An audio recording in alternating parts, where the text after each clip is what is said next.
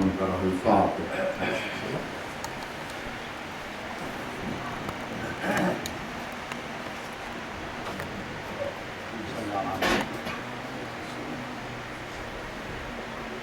اللهم صل على محمد وعلى محمد وعلى اقتباس سے ایک مرتبہ سورہ الحمد، 3 مرتبہ سورہ اخلاص سے علیہ السلام رضویر میں علی عباس، راکیہ بیگم بنت محمد عسکری، ناظری بانو بنت سید واجد حسین، اقبال حسین زیدی بن محمد رضا زیدی، حسن محمد بن محمد حسن، سید مہتاب، علی مہتاب نقوی بن سید علی اسباق نقوی، آغا دلاور حسین بن آغا حیدر حسین، رشیدہ خاتون، اور آپ اپنے مرمین اور شہداء ملت الاسلامیہ کو شامل ہیں۔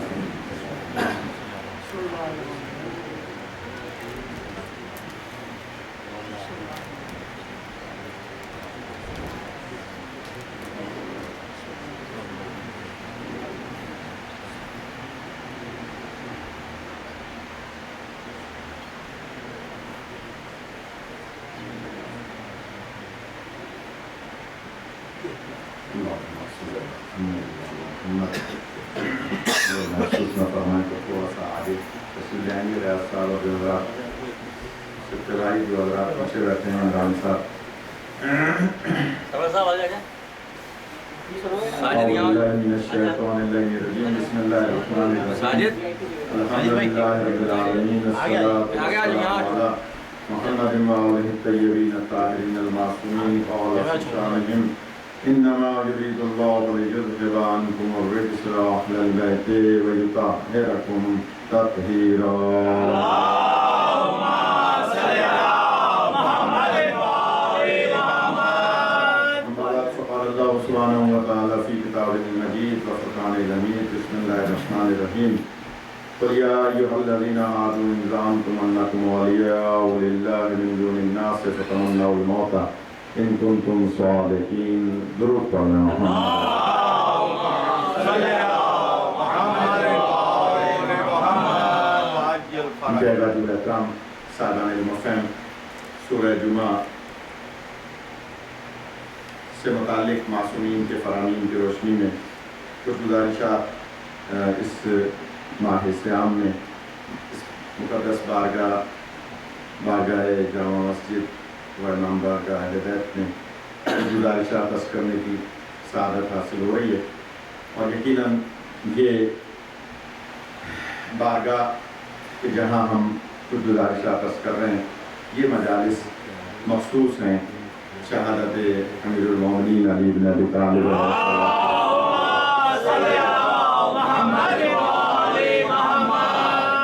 اور یقیناً یہ مہینہ کہ جس میں اللہ گناہوں کو ایسے معاف کرتا ہے طلب کرنے والوں کے لیے، روزہ داروں کے لیے، اور ان لوگوں کے لیے کہ جو اللہ سے اپنے گناہوں کی معافی طلب کریں، کہ جیسے سوکھی لکڑی کو آگ کھا جاتی ہے، کہ جیسے پتے سوکھ کر گرتے ہیں تو گناہ اس طرح سے جھڑا کرتے ہیں۔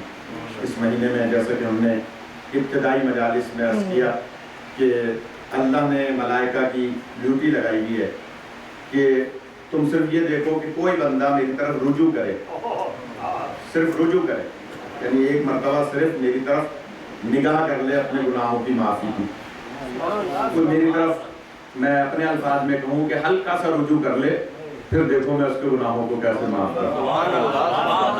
اس لیے کہ معصوم فرماتے ہیں کہ اگر کوئی بندہ رمضان کا مہینہ پالے اور عید کی نماز بھی پالے اور اس کے دامن میں کوئی گناہ رہ جائے تو اس سے زیادہ بد نصیب کوئی نہیں۔ اس لیے جب شب آتی تھی عید کی، یعنی شوال کا چاند نظر آ جاتا تھا، تو میرے اور آپ کے چوتھے امام اس طرح سے گریہ فرماتے تھے جیسے جوان بیٹے کی موت پر ماں گریہ کرتی، اس طرح سے رویا کرتے تھے اس شب میں۔ تو کسی نے پوچھا تھا کہ مولا یہ تو خوشی کی شب آ رہی ہے، خوشی کی شب ہے، اگلا دن خوشی کا ہے، گویا عید کا دن ہے، اور آپ اس انداز سے گریہ فرما رہے ہیں۔ تو آپ فرماتے ہیں کہ تمہیں رمضان کی عظمت کا نہیں پتا، تمہیں اس مہینے کی عظمت کا نہیں پتا جو چلا گیا، جو مہینہ جا رہا ہے اس کی عظمت کا نہیں پتا۔ تو میں جملہ کہہ دوں، معصوم نے گریہ فرمایا اور لوگوں نے دیکھا، معصوم تو روز ہی گریہ فرماتے تھے، لیکن لوگوں نے دیکھا شب عید میں، لیکن ہمیں ابھی 12 دن 11 دن نصیب ہیں۔ انشاءاللہ خدا سب کو زندگی عطا فرمائے۔ تو ان دنوں کو اللہ کی نعمت عظیم سمجھ کر اور ان دنوں میں اپنے گناہوں کی معافی اللہ کی بارگاہ میں طلب کریں اور اس کی عظمت کا احساس کریں، درک کریں، معرفت حاصل کریں کہ یہ مہینہ کیسا مہینہ ہے۔ اور یہی سبب ہے کہ میں نے جب استخارہ کیا یہاں 30 دنوں کے لیے تو سورہ جمعہ پر کچھ گزارشات عرض کرنے کا بہتر آیا۔ تو جو درمیانی آیت ہے، اللہ فرما رہا ہے کہ اگر تم واقعی سچے ہو، اگر تم واقعی اللہ کے نزدیک ہو، اگر تم اس زوم میں مبتلا ہو کہ تم اللہ کے ولی ہو، تم اگر اللہ کے ولی ہو، قُلْ يَا أَيُّهَا الَّذِينَ هَادُوا، تم یہ سمجھتے ہو کہ تم اللہ کے ولی ہو، اس زوم میں مبتلا ہو، تو پھر موت کی تمنا کرو۔ یعنی پتہ چل جائے گا کہ کون موت کی تمنا کرتا ہے اور اللہ کا ولی کہلاتا ہے، اور کون میدان چھوڑ کے پہاڑ پہ چڑھ جاتا ہے اور آیت کے خلاف ہو جاتا ہے۔ اس لیے کہ جو بھی موت کی تمنا کرے گا سمجھ لیں کہ وہ اللہ کا ولی ہے۔ تو موت کی تمنا، اب میں چیلنج کر رہا ہوں، جلدی سے آ جائیں علی بھائی اپنی جگہ پہ، موت کی تمنا سوائے نبی اور آل نبی، علی اور اولاد علی، آپ کو اور کوئی موت کی تمنا کرتا ہوا نظر نہیں آئے گا۔ آپ کسی بھی گھرانے کا ریکارڈ اٹھا کے دیکھ لیں، اگر آمادہ ہے تو عرض کروں، ورنہ 2 جملے مسائل پڑھ کے میں مجلس ختم کر سکتا ہوں۔ جلدی سے آمادہ ہو جائیں کہ جناب آپ تاریخ عرب اٹھا کے دیکھیے کہ صرف آپ کو ایک ہی گھرانہ ایسا ملے گا جو ہر موقع پر یہ کہتا ہوا نظر آتا ہے، تم ہمیں موت کی بات کرتے ہو، ہمیں موت کی فکر نہیں ہے، موت ہم پر آ جائے یا ہم موت پر آ جائیں۔ کوئی اگر کہتا تھا کہ صاحب موت، تو موت کی تمنا کرتے ہوئے تو نظر آئیں گے، لیکن موت سے کبھی یہ ڈرتے ہوئے نظر نہیں آئیں گے۔ کوئی یہ کہے کہ صاحب میں، حالانکہ یہ معمولی بات نہیں ہے، بڑے بڑے انبیاء علیہ السلام، میں نے ایک مثال دی تھی حضرت آدم علیہ السلام کی، کہ حضرت آدم نے اپنے 40 سال اپنے بیٹے داؤد کو دے دیے تھے، اور جب لکھوا کے لے گئے تھے جبریل امین، تو اس وقت جب 40 سال کم رہ گئے تھے تو اس وقت حضرت آدم نے عرض کی تھی کہ ابھی تو 1000 سال میں 40 سال باقی ہیں، تو وہ پرچہ لکھا ہوا دکھایا تھا کہ آپ نے اپنے بیٹے داؤد کو 40 سال دے دیے تھے۔ اب اس کا یہ مطلب نہیں کہ نبی موت کی تمنا نہیں کرتے، خدا نخواستہ موت سے ڈرتے ہیں، لیکن تاریخ یہ بتاتی ہے کہ 40 سال اور رہنا چاہ رہے تھے۔ اس کا مطلب یہ ہوا حضرت سلیمان بن داؤد، میں نے مثال دی تھی، آپ نے فرمایا تھا اتنی تو مہلت دے دو کہ میں بالا خانے پہ پورا اوپر چڑھ جاؤں۔ اس کا مطلب ہے کچھ نہ کچھ موت سے مہلت مانگتے ہوئے نظر آ رہے ہیں۔ اس لیے موت کی تمنا کرنا آسان کام نہیں ہے۔ انبیاء کے واقعات موجود ہیں کہ قبر میں لٹا کے بتلایا، اور جب وہ مناظر دکھائے تو پتہ چلا کہ اچھا ایسے مناظر ہیں مرنے کے بعد، تو پھر کہا کہ اچھا بس یہیں پر روح قبض کر لو۔ واقعات موجود ہیں موت کی تمنا۔ اور میں نے ایک جملہ کل کی مجلس سے جلدی سے متصل کر رہا ہوں کہ جناب اللہ فرماتا ہے کہ اگر تم اللہ کے ولی ہو، اپنے آپ کو سچا کہتے ہو، تو موت کی تمنا کرو، فَتَمَنَّوُا الْمَوْتَ إِن كُنتُمْ صَادِقِينَ، اور آپ کو اور کوئی نظر نہیں آئے گا۔ کل کی بات سے میں متصل کر رہا ہوں کہ قرآن مجید کی آیت ہے، جلدی سے توجہ فرمائے گا، قرآن مجید کی آیت ہے سورہ ملک کی۔ اللہ فرماتا ہے الذی خلق الموت والحیات۔ اگر آمادہ ہے تو میں جلدی سے آگے صاحب توجہ میں طرف رکھیے۔ بچے آتے جاتے ہیں بچوں کی طرف، اس لیے کہ بچوں کا آنا بھی ضروری ہے۔ بچے آئیں گے تو یہاں پر سیکھیں گے، اور کوشش کیا کریں کہ بچوں کو ڈانٹ ڈپٹ نہ کیا کریں۔ مولا کا فرمان ہے کہ 7 سال تک کے بچے کو 7 سال تک کے ڈانٹ ڈپٹ نہ کریں، قدغن نہ لگائیں، اس لیے کہ 7 سال کی عمر تک وہ بچہ ہر چیز کو نیا سمجھ کے سیکھتا ہے۔ ذرا سی بات پر اگر آپ اسے ڈانٹیں گے تو اس کا ذہن معاف ہو جائے گا۔ فرماتے ہیں اگر میری مائیں سن رہی ہیں باتیں نہیں کر رہی تو ایک جملہ کہوں، اور وہ جملہ یہ ہے ان کے کام آئے گا، وہ یہ کہ 7 سال تک، کیونکہ تھوڑا سا یہاں گیپ ہے تو مجھ تک آواز نہیں آتی، باقی اکثر سینٹروں میں بالکل متصل ہوتی ہیں خواتین تو تقریر ہی نہیں کرنے دیتی، اتنی آواز آتی۔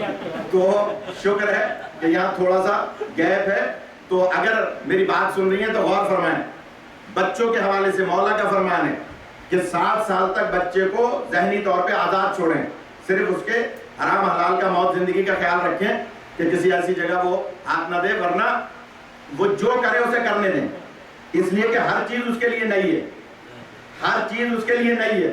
اور اسی اسنا میں اس کو آہستہ آہستہ سکھائیں بھی اس کے ذہن کے مطابق. 7 سال کے بعد 7 سال سے لے کر 14 سال کے سن تک بچے کو قیدی بنا لیں. اور فرمائیے, بچے پہ ایسی نگاہ رکھیں جیسے جیلر قیدی پہ نگاہ رکھتا ہے. 7 سال سے لے کر 14 سال کے سن تک, اور 14 سال سے لے کر 21 سال کے سن تک اگر لڑکی ہے تو اس کی ماں, لڑکا ہے تو اس کا باپ ایسا دوست بن جائے جیسے دوست بننے کا حق ہوا ہے. مولا کا فرمان ہے کہ پہلے 7 سال بچے کے ذہن کو معاف نہ کریں, آزاد چھوڑیں, لیکن چھوٹی موٹی چیزوں کا حرام حلال کا خیال رکھیں. اس کے علاوہ اگلے 7 سال اس پہ ایسی نگاہ رکھیں جیسے قیدی پر نگاہ رکھی جائے, کیونکہ اس میں وہ بگڑے گا یا بنے گا. اور اس کے بعد اگلے 14 سے 21 سال اس کے لیے دوست کی ضرورت ہوگی. اگر آپ کی بچی نے کسی انگریز کو دوست بنا لیا تو گئے کام سے, اور اگر بیٹے نے کسی گوری کو دوست بنا لیا تو گئے کام سے. اس لیے معصوم فرماتے ہیں کہ 14 سال سے لے کر 21 سال کے سن تک اس کو ایسا دوست بنائیں, اور اگر باپ دوست بن جائے تو اس سے بہتر کوئی دوست ہو ہی نہیں سکتا. ہمارے یہاں کیا ہوتا ہے ہمارے ہندوستان پاکستان کے معاشرے میں کہ ہم اپنے بچوں سے ذرا دور رہتے ہیں, ان سے زیادہ کھل کے بات نہیں کرتے. وضو کی, طہارت کی, غسل کی نہیں, کہ شرم کی بات ہے. نہیں, باپ کے لیے شرم کی بات نہیں ہے, ماں کے لیے شرم کی بات نہیں ہے. اس لیے کہ اگر آپ نہیں سکھائیں گے تو وہ کسی اسکول کے دوست سے سیکھے گا. اسکول کا دوست وہی سکھائے گا جو اس نے اپنے ماں باپ سے سیکھا ہوگا. ایک بزرگ پڑھے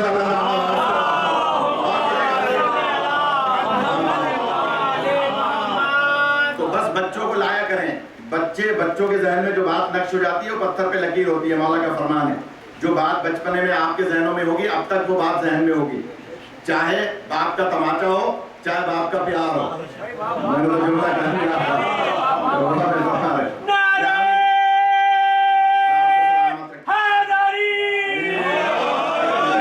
دیکھیے یہ ہمارے معاشرے کی باتیں ہیں کہ وہ بھی آپ کے ذہن میں ہوگا یقیناً. تختی نہ لکھنے پہ مارا ہوگا, یا دادا کو چائے نہ دینے پر مارا ہوگا, یا کسی وجہ سے مارا ہوگا, وہ یقیناً یاد ہوگا. اور اگر پیار کیا ہوگا اسپیشلی تو وہ بھی یاد ہوگا کہ آپ اسکول میں کامیاب ہوئے تو آپ کو تحفہ دیا, وہ بھی یاد ہوگا. تو بس یہ بچپن کی جو باتیں ہیں وہ کبھی بھولا نہیں کرتے. تو بچوں کو مجلس میں لایا کریں. یہ اکثر کہہ دیتے ہیں ماں باپ جان چھڑانے کے لیے کہ وہاں تنگ کرے گا, دوسروں کو تنگ کرے گا. اچھا, بہت سارے لوگ مجمع میں ایسے ہوتے ہیں جو بچوں کو بلا وجہ ڈانٹ ڈپٹ کر رہے ہوتے ہیں, بہت ہی معذرت کے ساتھ. نہیں, جب آپ ایسے تھے تب آپ بھی ایسے ہی کیا کرتے. تو اس لیے بچوں کی تربیت کریں اور ان کی حوصلہ افزائی کریں. تو بس میں یہ عرض کر رہا تھا کہ موت کی تمنا کریں. اور اس گھرانے میں آپ کو کل کی بات سے متصل کر رہا ہوں. سورہ ملک میں اللہ فرماتا ہے تبارک الذی بیدہ الملک, پاک وہ ذات جس کے قبضہ قدرت میں ملک ہے. وہو علی کل شیء قدیر, وہ ہے جو ہر شے پر قادر ہے. الذی خلق الموت والحیات, اللہ وہ ہے جو موت کا بھی خالق ہے اور حیات کا بھی. اگر یاد ہے کاردار صاحب تو یہیں تک بات تھی. اگر اجازت دیں تو آگے بڑھاؤں, مجھے موڈ آگے صاحب لگ نہیں رہا ہے فضائل سننے والوں کا, کہ جناب اللہ فرما رہا ہے کہ ہم نے موت کو بھی خلق کیا اور حیات کو بھی. اس کا مطلب ہے موت بھی مخلوق ہے, موت کیا صاحب مخلوق ہے, اور حیات بھی مخلوق ہے. موت اور حیات اللہ کی مخلوق ہے. یہاں پر لفظ ہے الذی, کہ موت اور حیات اللہ نے خلق کی ہے.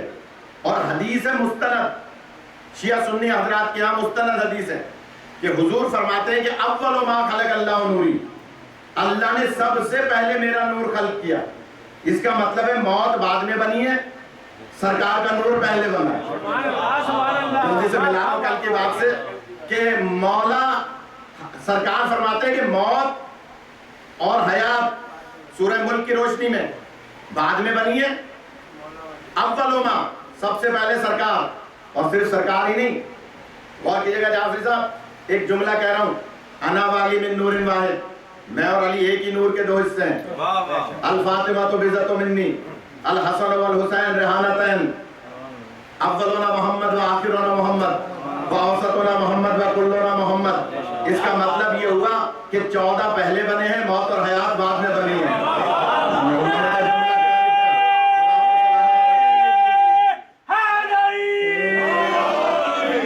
چونکہ میں کل اس پہ بحث کر چکا ہوں، اس لیے وقت ضائع نہیں کرنا چاہتا، اور جو نہیں تھے مجلس میں ان کا مسئلہ جانے اللہ جانے، لیکن میں جملہ کہہ رہا ہوں کہ جناب 14 معصومین کل میں بحث کر چکا ہوں پہلے بنے، اس لیے کہ اول وما ہے، اور آیت میں الذی خلق الموت والحیات، موت کو بھی خلق کیا، حیات کو بھی خلق کیا، اس کا مطلب ہے 14 پہلے بنے، موت اور حیات بعد میں بنی۔ اب جو کل میں نقطے پڑھ چکا ہوں وہ چھوڑ رہا ہوں، آگے بڑھ رہا ہوں۔ موت اور حیات بعد میں بنی ہے، 14 پہلے بنے۔ ہمارے ہاں مدارس میں علم پڑھایا جاتا ہے حاضر جوابی کا، حاضر جوابی کا، یعنی اگر کوئی ناسبی، کوئی طالبانی آپ کے گلے پڑ جائے تو آپ اس کو جواب کیسے دیں، کس طرح سے جواب دیں؟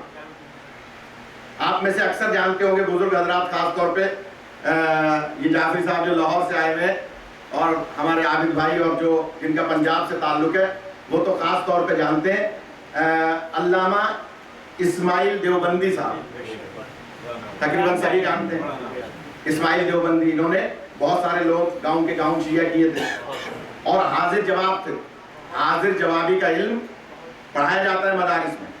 تو گو کہ یہ تو دیوبند کے پڑھے ہوئے تھے، لیکن جب دروازہ اہل بیت پہ آئے تو خود بخود حاضر جواب ہو گئے، اس لیے کہ یہ دروازہ ایسا دروازہ ہے، آپ کے تجربے کی بات ہوگی، میرے تو روز کے تجربے کی بات ہے کہ آپ جہاز میں بیٹھے ہوئے جا رہے ہیں، کوئی ناسبی آپ کے برابر میں آ کر بیٹھ گیا، آپ کراچی میں P1 میں بیٹھے ہوئے جا رہے ہیں، D1 میں بیٹھے ہوئے جا رہے ہیں، کسی بس میں بیٹھے ہوئے جا رہے ہیں، اور آپ کے برابر میں کوئی ناسبی آ کر بیٹھ گیا، تو ناسبیوں کے پاس سوائے شیعہ دشمنی کے کچھ نہیں ہوتا۔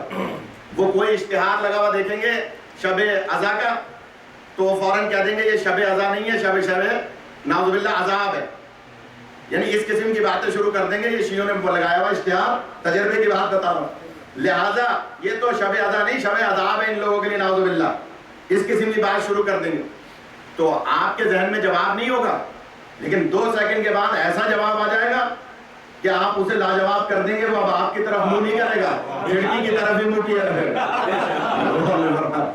یعنی وہ آپ کی طرف، یہ آپ کے ذہن میں جواب کون ڈال رہا ہے، یہ حاضر جوابی کون آپ کو عطا کر رہا ہے، اسی کا نام حجت خدا ہے،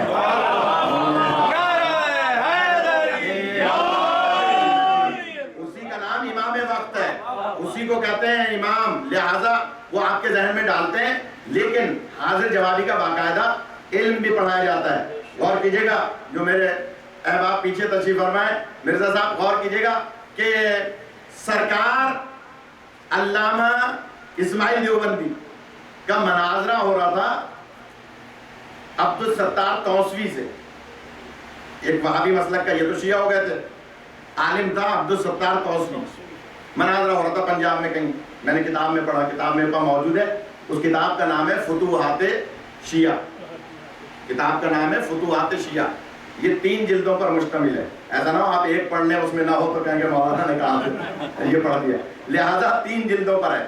اس میں تیسری جلد میں ہے کہ ایک گاؤں میں مناظرہ ہو رہا تھا، اور مناظرے کے اصول ہے کہ کوئی نہ کوئی ثالث بنتا ہے اور کچھ باقاعدہ معاہدہ ہوتا ہے، کوئی قواعد و ضوابط طے ہوتے ہیں، اور اس کے بعد مناظرہ ہوتا ہے۔ تو علامہ اسماعیل دیوبندی صاحب مناظرے کے لیے صبح سے شام تک بحث کر رہے تھے، درمیان میں کھانے کا وقفہ ہوا، میں اندازہ لگا لوں گا کتنے لوگ قربتاً اللہ آئے اور کتنے بیگمات کے کہنے پہ آئے، ابھی پتہ چل جائے گا۔ اسماعیل دیوبندی صاحب اور عبدالستار توسوی میں مناظرہ ہو رہا تھا، کھانے کا وقفہ ہوا، جیسے ہی وقفہ ہوا ٹیبل بیچ میں سجائی گئی، سامنے بیٹھے تھے عبدالستار توسوی، ادھر بیٹھے تھے اسماعیل دیوبندی، کھانا ابھی چنا نہیں گیا تھا ٹیبل پہ کہ عبدالستار توسوی کو نہ معلوم کیا سوجی کہ اس نے فوراً ایک جملہ کہہ دیا، غور کیجئے گا، ایک جملہ کہا کہ اسماعیل صاحب ذرا جلدی سے بتائیے شیعہ اور سور میں کیا فرق ہے؟ آپ کے یہاں تو بہت ہیں، ہم تو پاکستان میں زیادہ سمجھتے ہیں کہ جو آج کل خود کش حملے کر رہے ہیں۔ سوال کیا کہ یہ بتائیں شیعہ اور سور میں کیا فرق ہے؟ تو حرام جانور ہے، مجھے ممبر پہ نام نہیں لینا چاہیے تھا لیکن بتا رہا ہوں کیونکہ کتاب میں پڑھا، کہا کہ یہ بتائیے شیعہ اور سور میں کیا فرق ہے؟ اب وہ یہ سمجھا تھا عبدالستار توسوی کہ یہ غصے میں آ کے تماچا ماریں گے، اور مجھ جیسا ہوتا تو مار ہی دیتا، اس لیے کہ ایسی بات کر رہا ہے۔ تو علامہ اسماعیل دیوبندی، کیونکہ اصول ہے مناظرے کا کہ جس کو غصہ آ جائے اس کے پوائنٹس کم ہو جاتے ہیں اور وہ مناظرہ ہارنے لگتا ہے، غصہ منع ہے۔ اور ایک جملہ کہہ دوں، مولائے کائنات کا بھی فرمان ہے کہ غصہ کرتا ہی وہ ہے جو جہالت کے نزدیک ہوتا ہے، یعنی جو جاہل ہوتا ہے وہی غصہ کرتا ہے، جو عالم ہوتا ہے وہ غصہ نہیں کرتا۔ تو اب اگر کسی عالم کو آپ غصے میں دیکھیں تو تھوڑا دور ہٹ جائیں۔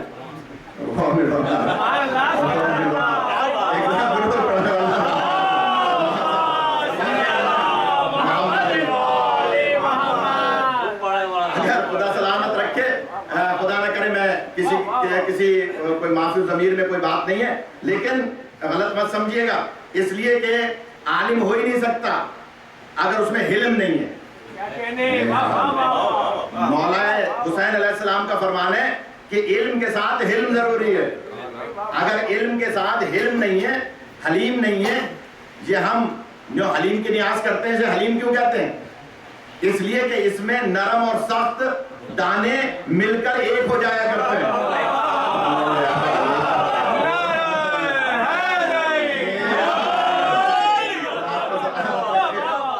اسی لیے حلیم کہتے ہیں نا کہ نرم اور سخت سب مل کر ایک ہو جائے، لیس دار بن جائے۔ گوشت اس لیے ڈال دیتے ہیں کہ ذرا ٹیسٹ بھی آ جائے اور لیس دار بھی ہو جائے۔ حلیم الطبع، عالم اگر غصے والا ہے، عالم اگر بات بات پہ ناراض ہوتا ہے، لڑتا ہے، تو وہ عالم نہیں ہے، اس لیے کہ علم کے ساتھ علم ضروری ہے۔ تو اب اسماعیل دیوبندی صاحب نے غصہ نہیں کیا، مجھے اندازہ ہو جائے گا کتنے لوگ واقعی مجلس سننے بیٹھے ہیں۔ اسماعیل صاحب کو غصہ نہیں آیا، وہ چاہتے تو مار سکتے تھے تماچا، اتنی بڑی بات کہی ہے کہ شیعہ اور سور میں کیا فرق ہے۔ ابھی کھانا تو چنا نہیں گیا تھا ٹیبل پہ، انہوں نے ٹیبل سے ناپنا شروع کر دیا اور کہا 5 بالش کا فرق ہے۔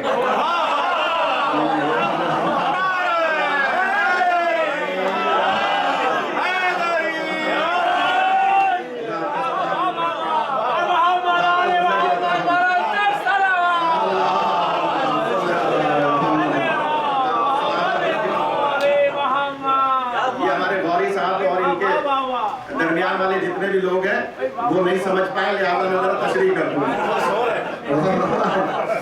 کہ جناب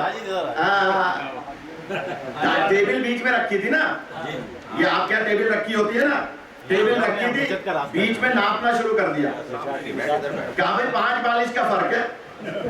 کہا کیا مطلب؟ کہا کہ تم مجھے کیا سمجھ کے مناظرہ کرنے آئے ہو؟ کہا شیعہ سمجھ کے۔ تو کہا پھر یہی فرق ہے شیعہ اور سور میں۔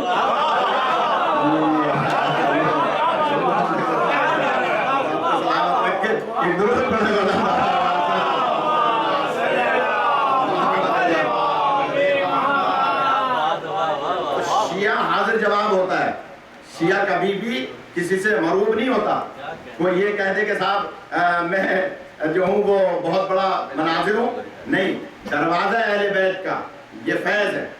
تو میری لینڈ میں مجالس پڑھ رہا تھا، تو وہاں ایک صاحب ہیں جو بی بی سی کا پروگرام بھی کرتے ہیں، وہ بحث کرنے لگے کہ صاحب یہ جو آپ آیت کا استدلال دے رہے ہیں کہ الذی خلق الموت والحیات، اللہ نے موت کو بھی خلق کیا اور حیات کو بھی، اور ادھر کہہ رہے ہیں کہ اول ما خلق اللہ نوری، اولنا آخرنا اوسطنا کلنا کی حدیث پڑھ رہے ہیں، تو اس میں یہ کہاں ثابت ہے کہ سرکار اور 14 موت اور حیات سے پہلے تھے؟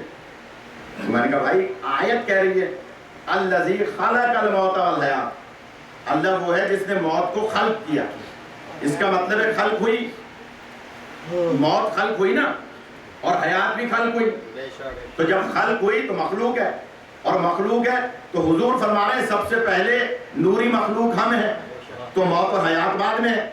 تو ہمارے یہاں ایک حاضر جوابی کا علم پڑھایا جاتا ہے اور وہ لاتے ہیں فلسفے کے اندر، اب تھوڑی سی فلسفے کی بحث، فلسفے میں لاتے ہیں اور اس میں ایک اصول قائم کرتے ہیں، اور وہ اصول یہ ہے کہ ہر وہ چیز جو پہلے خلق ہوتی ہے اس سے بعد میں خلق ہونے والا متاثر ہوتا ہے۔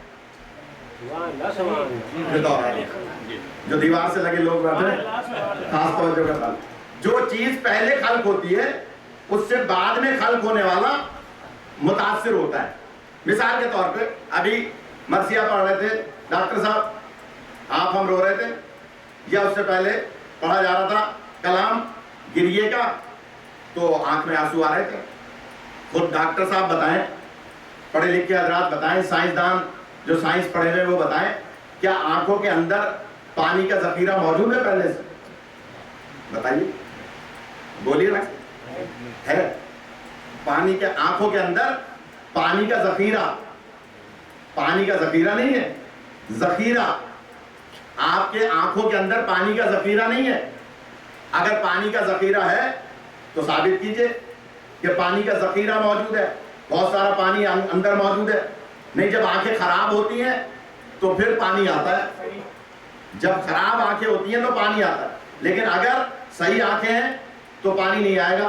لیکن جہاں خوشی کی خبر ملی بہت اچھی، یا غم کی خبر ملی، تو آنکھوں میں آنسو آ گئے۔ کیوں آ گئے؟ اس لیے کہ ہم سے پہلے اللہ نے پانی کو خلق کیا ہے۔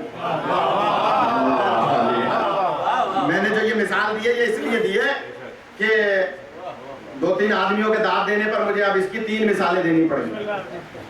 دیکھیے، پانی کا ذخیرہ موجود نہیں ہے لیکن آنکھوں میں آنسو آ جاتے ہیں۔ کیوں آ جاتے ہیں؟ کہ ہم سے پہلے پانی خلق ہوا۔ اور مولا فرماتے ہیں نہج البلاغہ کے دوسرے ہی خطبے میں، آپ اٹھا کے دیکھ لیجئے، کہ اللہ نے پانی کو سب سے پہلے خلق کیا۔ پانی، آپ کے سطح کو توڑنے کے لیے مثال دے رہا ہوں، یتیم شام کے پاس بادشاہ روم کا ایلچی آیا، میں نے تو جملہ کہہ دیا، جو حضرات اس کو امیر شام کہتے ہیں وہ خود یتیم ہوتے ہیں۔ امیر کائنات میں صرف ایک ہی ہے جسے امیر المومنین کہا جاتا ہے۔ جو فضائل سننے آئے تھوڑے سے آمادہ ہو جائے کہ جناب امیر کائنات ایک ہی ہے۔ جو لوگ کہہ دیتے ہیں نا امیر شام، نہیں، دیکھیے امیر وہ ہوتا ہے یا تو وہ جدی پشتی امیر ہو، جائیداد میں اس کے نسلن بعد نسلن اور پہلے آبا و اجداد میں جائیداد آ رہی ہو، اس کو آپ امیر کہہ سکتے ہیں۔ لیکن جو ڈاکے مارتے ہوں عرب میں، چوریاں کرتے ہوں، رہزنی کرتے ہوں اور رشوت میں جائیداد مل جائے، دیکھیے اب مجھے منبر توڑنا پڑے گا، رانے پیٹنی پڑے گی کہ جناب رشوت میں، اسلم صاحب رشوت میں جائیداد مل جائے اس کو آپ امیر کہیں گے؟ زرداری صاحب جدی پشتی امیر ہیں؟ میں ان کے گاؤں میں مجلس سے پڑھتا رہا ہوں، کوئی بتا دے ہاں چھوٹی موٹی زمین تھی، سگریٹ لے کے گلی والوں سے پیا کرتے تھے، مجھے پتا ہے نواب شاہ میں، لیکن میں کوئی پرسنل نہیں ہو رہا، کوئی پیپلز پارٹی والا بیٹھا ہو تو ناراض ہو جائے، لیکن میں جملہ کہہ رہا ہوں کہ جو جدی پشتی امیر ہوتے ہیں انہیں امیر کہا جاتا ہے، جنہیں رشوت میں جائیداد ملتی ہے انہیں امیر نہیں کہا جاتا ہے۔